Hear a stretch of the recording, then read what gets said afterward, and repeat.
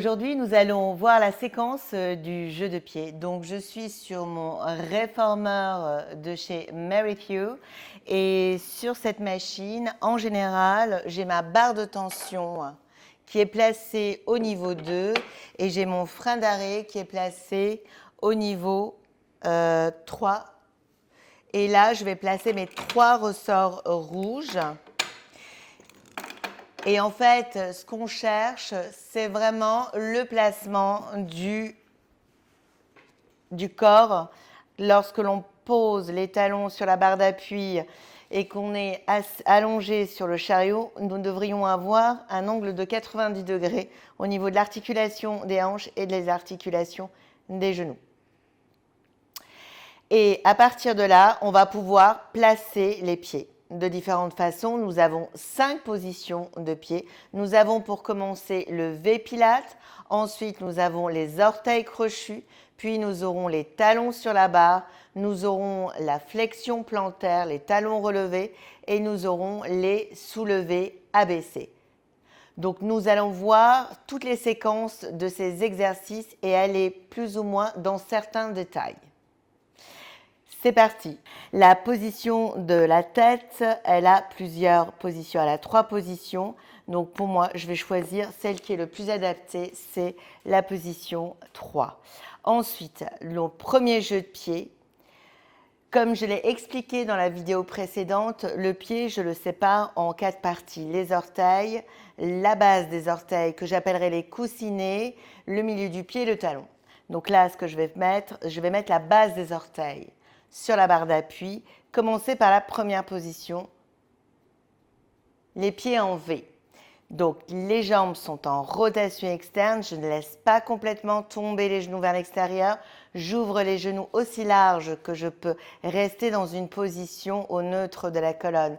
Si j'ouvre trop, je risque de perdre et je risque ici de cambrer, donc d'augmenter la lordose lombaire.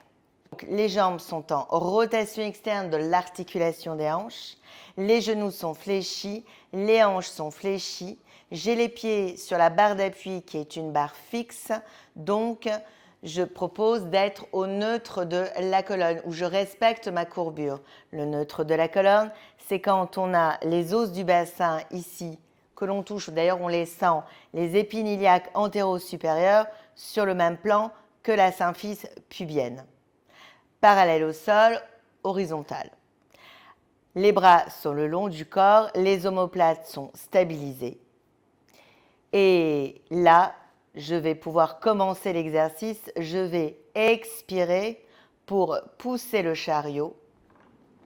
J'allonge bien les... En même temps que je pousse le chariot, j'allonge bien les jambes et je rapproche les jambes. Et je vais inspirer, je vais contrôler le retour pour bien sentir le travail des jambes. Il n'y a pas un mouvement de réformeur où je ne pense pas à ma respiration en 3 dimensions. Donc, je privilégie une respiration où j'essaye de me concentrer aussi sur le lobe inférieur des poumons, où j'engage tous ces muscles qui stabilisent la région lombo-pelvienne, le plancher pelvien, le transverse de l'abdomen, les obliques. Je vais bien stabiliser les côtes. Ma tête est bien placée, mes omoplates aussi. Donc là, je vais expirer, je vais bien allonger. Donc je fais une extension des genoux, une extension des hanches. Et au retour, je fléchis, je fais une flexion des genoux, des hanches, pardon, et une flexion des genoux. Et j'expire, j'allonge, les jambes se rapprochent, donc elles font une adduction. Et lorsque les jambes se séparent, je retourne, c'est une abduction. Donc lorsque je pousse le chariot, j'ai tous mes muscles ici, de l'avant de la cuisse qui se contractent. Et ici, ils résistent. Donc ils travaillent en retour. Donc on aura plutôt un travail concentrique des muscles extenseurs du genou, extenseurs des hanches lorsque l'on repousse, et excentrique au retour. Et je souffle et j'expire, extension des hanches, adduction au niveau de l'articulation des hanches, extension des hanches, et au retour, flexion des hanches, flexion des genoux, abduction. Donc, je répète, on a une extension des genoux, une extension des hanches, une adduction. Donc, tous ces muscles travaillent en concentrique et au retour, tous ces muscles qui travaillaient en concentrique vont travailler en excentrique puisque nous résistons contre les ressorts. La seule chose qui ne va pas changer, c'est qu'on va maintenir l'articulation du hanche tout le temps en rotation externe. Donc, le travail des rotateurs latéraux de l'articulation des hanches vont constamment travailler en isométrique. Donc ça, c'est la première partie du jeu de pied. Ensuite, on va faire la deuxième position. La deuxième position, c'est on agrippe les orteils autour de la barre. Donc là, on va mettre l'emphase sur les fléchisseurs des pieds. Donc, on maintient, on est en flexion dorsale, donc on a toute la partie antérieure qui est active. Les jambes sont en adduction, c'est-à-dire que les jambes sont collées ensemble. Donc, on a les adducteurs qui vont maintenir les jambes collées tout le long de l'exercice et donc les adducteurs vont travailler en isométrique. Les bras sont toujours le long du corps, je suis en chaîne fermée, donc je suis au neutre de la colonne. On respire toujours en 3 dimensions pour activer le plancher pelvien, le transverse de l'abdomen et les obliques. Et là, j'expire, je vais bien allonger, je vais bien repousser et je contracte et je reviens. Donc c'est toujours un travail du membre inférieur, un renforcement des muscles des cuisses et en même temps, on respecte l'alignement. Donc, c'est le 6e principe de base. Le genou est toujours au-dessus, aligné au milieu du pied. Et je souffle et j'expire, je vais repousser et je contrôle et je vais revenir. On souffle, on expire, on fait une extension des genoux, une extension des hanches. Les muscles travaillent en concentrique et le retour, les mêmes muscles travaillent en excentrique. Et je souffle et j'expire, je fais une extension des hanches, extension des genoux.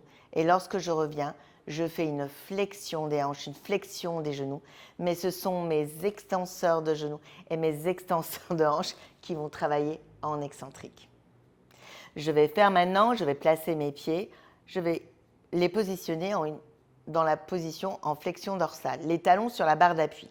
Donc même chose, j'ai aussi tout l'avant du pied qui travaille, du bas de jambe, pour maintenir cette flexion dorsale. On a les bras le long du corps, donc les fléchisseurs dorsaux de l'articulation de la cheville vont travailler en isométrique. Les jambes sont toujours collées ensemble, ils vont travailler en isométrique et on a toujours sur l'expire une extension des genoux, une extension des hanches, donc les muscles extenseurs travaillent en concentrique et au retour, on contrôle le retour. Il s'agit bien d'une flexion de hanche, d'une flexion de genoux, mais ce sont les muscles extenseurs des genoux, extenseurs des hanches qui vont résister au retour et qui vont travailler en excentrique. On est toujours dans cet alignement et les genoux au-dessus, alignés au-dessus du 2e orteil. Et j'inspire, j'expire, je repousse, j'inspire, je reviens. On expire, on repousse. Et pourquoi au niveau essentiel, nous expirons en repoussant?